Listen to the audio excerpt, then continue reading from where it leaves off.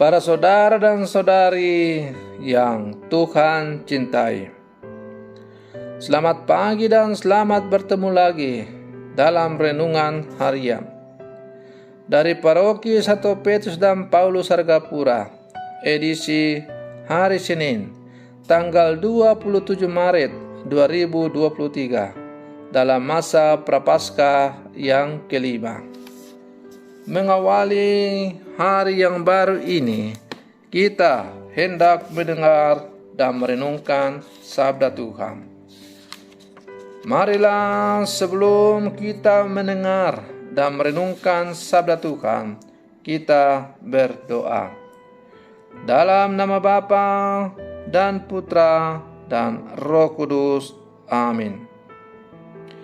Allah Bapa, sumber iman kami bersyukur telah menerima janji kehidupan dalam diri Yesus Putramu terkasih. Kami mohon, perkenankanlah kami percaya penuh kepadanya, serta mengikuti Dia dalam kebenaran. Bersabdalah ya Tuhan, kami siap untuk mendengarkan.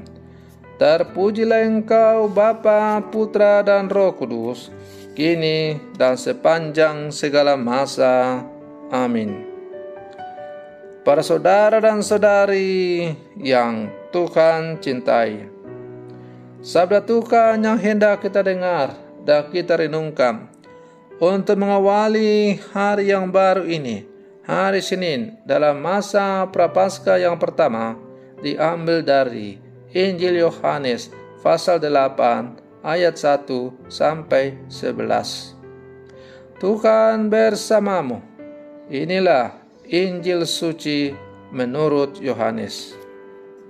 Sekali peristiwa, Yesus pergi ke Bukit Zaitun. Dan pagi-pagi benar, ia berada lagi di bait Allah. Dan seluruh rakyat datang kepadanya. Yesus duduk dan mengajar mereka.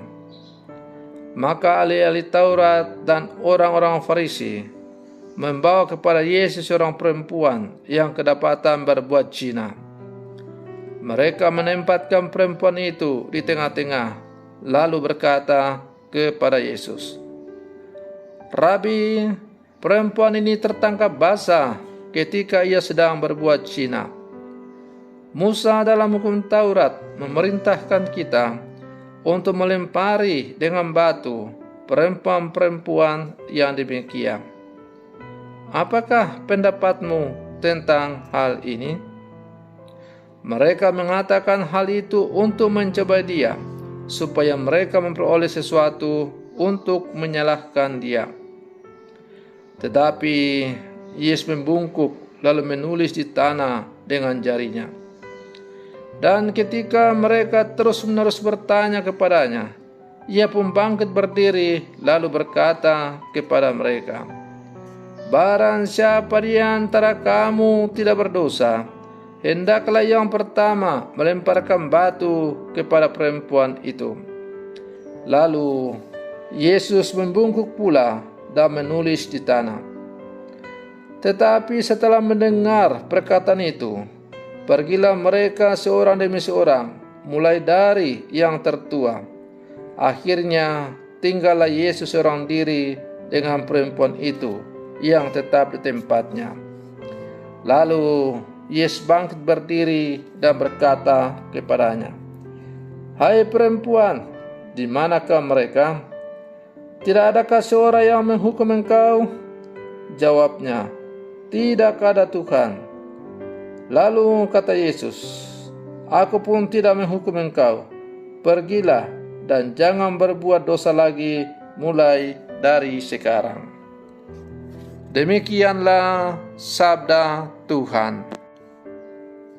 Para saudara dan saudari yang Tuhan cintai, membela yang lemah, entah mereka bersalah atau tidak, dan membela keadilan adalah ajaran Tuhan, sebagaimana kita dengar melalui bacaan yang baru saja kita dengar bersama pada hari ini.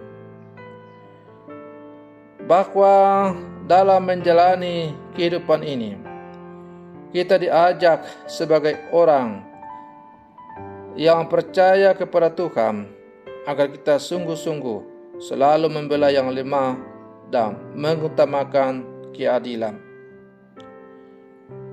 Hukum dan pandangan kultural, sosial, dan religius sering membuat diskriminasi, menekan yang lemah, dan menguntungkan yang kuat.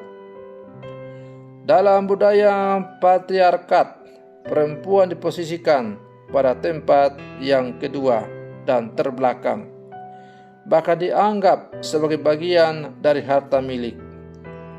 Karena itu, mereka bisa dipermainkan dan menjadi objek hukuman dalam ketidakadilan. Suasana yang tidak bersalah dipandang sebagai makhluk penggoda, dipersalahkan karena tidak melayani kepentingan kaum kuat. Wanita yang bersinah ditangkap, tetapi laki-laki dengan siapa dia bersinah dilepaskan. Para saudara dan saudari yang Tuhan cintai, Yesus hadir sebagai sosok pembela sekaligus hakim yang adil. Mereka berani melawan arus untuk memperlihatkan kebenaran sesungguhnya di balik polesan kepalsuan para pemuka agama dan masyarakat. Sangat terbukti bahwa kebenaran itu memerdekakan. Para saudara dan saudari yang Tuhan cintai, sebenarnya Yesus bukan hanya membela perempuan yang ditangkap karena kedapatan bersinah secara pribadi, tetapi juga mengkritik kehidupan sosial, kultural, dan religius yang tidak adil, yang menanamkan sikap diskriminatif.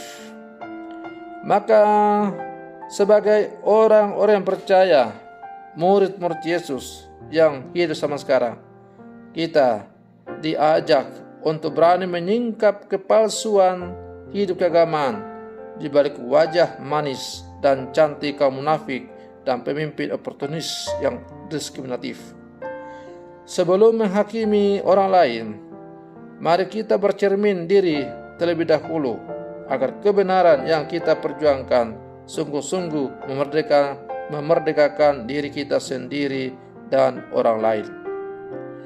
Para saudara dan saudari yang Tuhan cintai, maka masa Prapaskah merupakan kesempatan yang bagus bagi kita untuk sungguh-sungguh masuk ke dalam kedalaman hati kita sebagai orang-orang percaya. Apakah kita mau mengikuti teladan Yesus yang menegakkan kebenaran dan keadilan di atas segala-galanya? Ataukah kita tenggelam dalam kemunafikan dunia dan karena itu menghalalkan segala macam cara untuk membenarkan diri? Para saudara dan saudari yang Tuhan cintai, maka mari kita pulang dalam kehidupan kita masing-masing. Kita harus berjuang sebagai murid-murid Yesus untuk selalu menghidupi apa yang diajarkan oleh Tuhan kepada kita, berani bersuara lantang, membela yang lemah, yang tersingkir, yang ditindas oleh ketidakadilan. Semoga kita menjadi murid-murid Yesus yang tangguh, yang selalu menyuarakan kebenaran dan keadilan dalam seluruh kehidupan kita. Semoga demikian. Selamat pagi. Tuhan Yesus memberkati.